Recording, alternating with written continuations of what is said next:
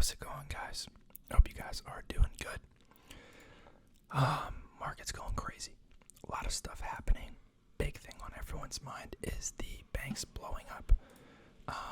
So if you guys have been living under a rock, you may not have heard that a major bank in Silicon Valley, called Silicon Valley Bank, or SVB for short, was seized by the FDIC. Before I get started, traditional disclaimer that none of this is legal, financial, or tax advice. I'm not a licensed professional in any of those categories, so take what I say with a grain of salt. Consult a professional, do your own research, and consider the risks before investing. So, quick timeline of what happened and the issue itself, for anyone who's not super familiar with it. So, Silicon Valley Bank, obviously located in Silicon Valley, huge portion of their accounts on deposit and their loans on the back end are to small to medium-sized tech companies. So a lot of startups. So in 2020 and 2021, obviously pretty big boom for the stock market and for startups and tech companies in general. So they were making a lot of money, making a lot of loans to these companies, but these companies were depositing a lot of cash. They had a lot of money coming in from VCs and investors and whatnot. So they were depositing a lot of cash. Now, this bank needs to do something with that cash. That's where they generate the return on the invested money. So they bought a lot of 10-year treasuries and mortgage-backed securities. And this was all kind of bought in a big chunk as all this cash was coming in over those 2-year spans. Now, as you guys probably know, rates have been increasing, which actually decreases the value of, existing assets. Existing interest rate products. So that would be their treasuries and their mortgage-backed securities. But it's a paper loss unless you actually sell it. So most of the time you would just hold that to maturity. But now, come 2022 and 2023, these companies, these startups and tech companies are having trouble because VC funding is slowing. The markets are down a lot, harder to raise money through issuing equity. They're definitely higher risk, and as a result of this, it's making them more risky to loan to, and they're not depositing as much money. So now, when companies do come to now withdraw money because they need money to run their company's day-to-day operations, Silicon Valley Bank now needs to have this money to give them back. But because they committed so much of that money to long-term products, they're actually having a difficult time coming up with the cash that's liquid to give to all these depositors. So what ends up happening is that the bank starts selling some of these long-term products at a loss to just come up with the money. So on March 8th, the company came out, SVB came out and said,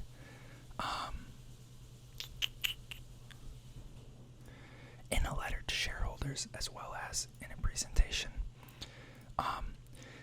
that we need to raise money by issuing equity, and we also had to sell a bunch of securities to shore up our balance sheet. But they needed a total raise of $2.25 billion to shore up the balance sheet. So, here we go. Let's just read through it real quick. We have sold substantially all of our available for sale securities portfolio with the intention of reinvesting the proceeds, blah, blah, blah.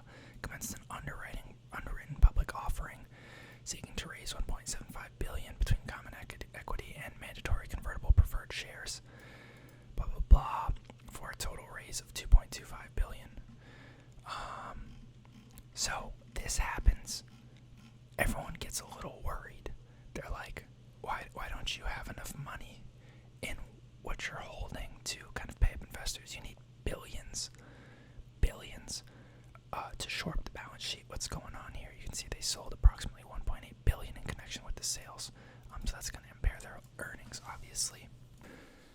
So then, between then and the next day, at end of close on Thursday, which would be March 9th, I think, over like $42 billion was withdrawn from the bank, which is insane. And what ends up happening is the FDIC comes in, which is who insures banks up to the $250K protection per customer. And they come in and seize the bank and say, we need to take over this because you guys are, running your tanks on empty. And we need to make sure that, we can maximize how many customers get their money back. Now, FDIC protections protect up to $250,000 per account for, an average person. That's a pretty high limit. But for a corporation, for some dumb reason, it's the same amount of protection. So, 90-something% of these customers at Silicon Valley Bank had over $250K in their account, obviously, because they're multi-million-dollar, maybe $100 million companies. So only like 10% of companies, that was adequate protection for them. So everyone was freaking out, saying, we're going to lose everything in our accounts over that $250,000. We need to get our money out now. And they froze a bunch of people's withdrawals, and everyone was freaking out, wondering if they were going to lose their money. So the FDIC comes in later. I forget if it was the Treasury or the FDIC, but they come out and say, hey, we're going to backstop this bank. Everyone who had deposits here is going to get their full amount. There's actually a fund that the FDIC has been paying into for events like this, about $100 billion in there. So whatever Silicon Valley comes up short on in terms of deposits owed versus the assets that they have in terms of their loan portfolio and whatever else, will cover the difference. So that calmed people down a little bit. And then another bank called Signature Bank, which is in New York, which had a lot of loans with crypto, they came out and they said, hey, the FDIC has come in and taken over on recommendation from, state and local government or something like that. And actually, I think there was might have been another crypto bank that failed, or a crypto-oriented bank that failed the week before that was pretty small. But so now everyone's freaking out. Like, a lot of bank stocks are down huge, especially the small and local regional ones.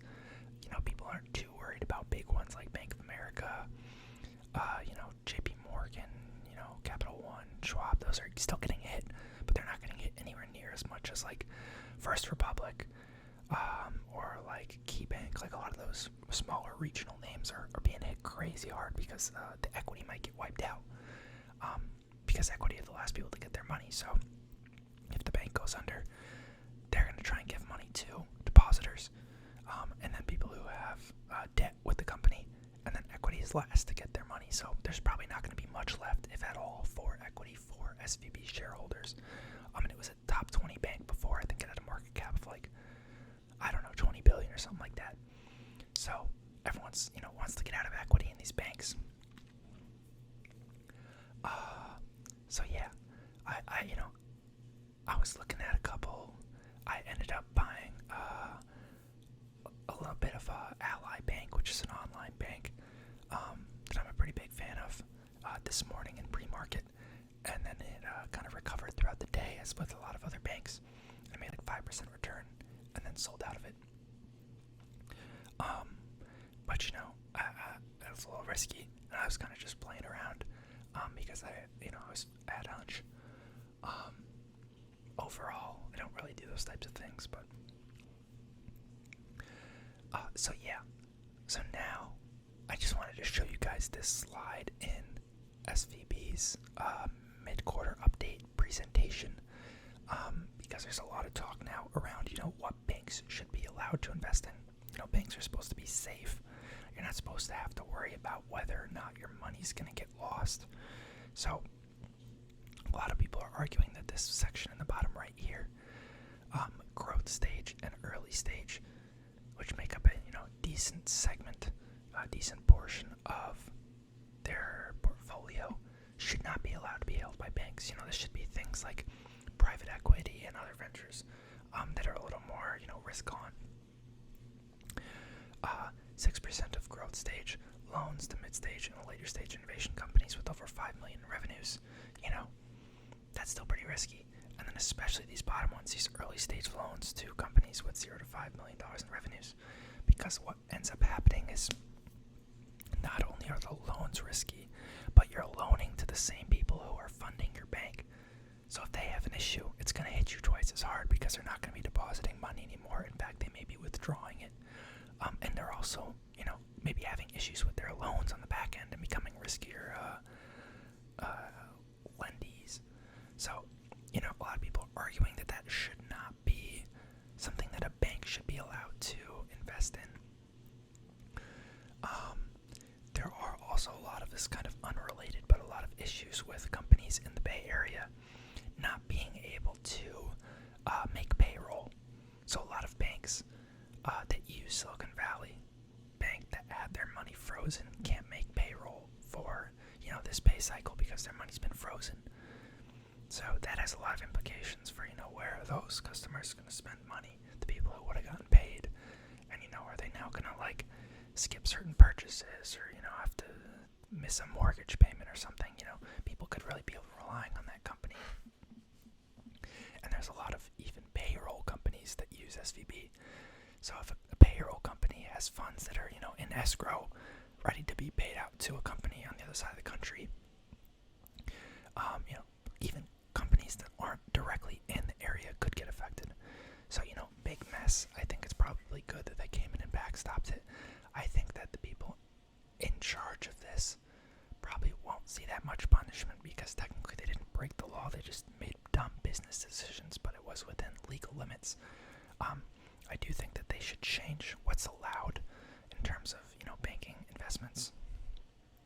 There's been some talk over whether some legislation in 2018, that loosened banking restrictions could have played into this. So, I'm sure we'll see more talk around all of that. But just wanted to check in and let you guys know I don't really have any banking exposure anyways, but it is pulling the market down a little bit.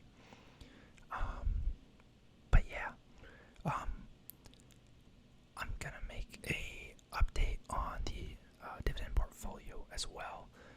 Hasn't been doing too hot because the whole market's kind of been dying, but I do want to look at it because there's some things to note.